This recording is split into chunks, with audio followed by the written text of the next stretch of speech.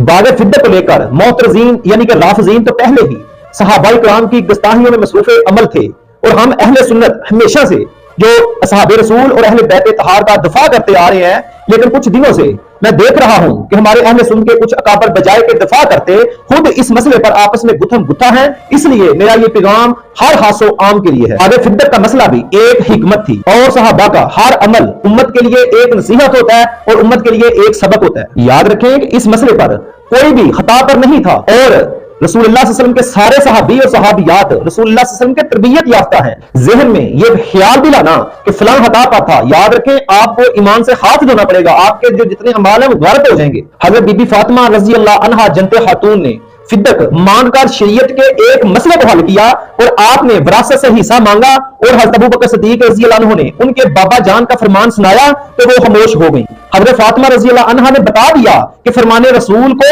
ऐसे माना जाता है, और यह भी बता दिया कि नबियों की विरासत माल नहीं इल्म होता है। और हज़रत अबू बकर सिद्दीक ने भी ये मसला हमें समझा दिया कि जब दीन तहत पर हो तो फैसले फिर शरीयत के आईन मुताबिक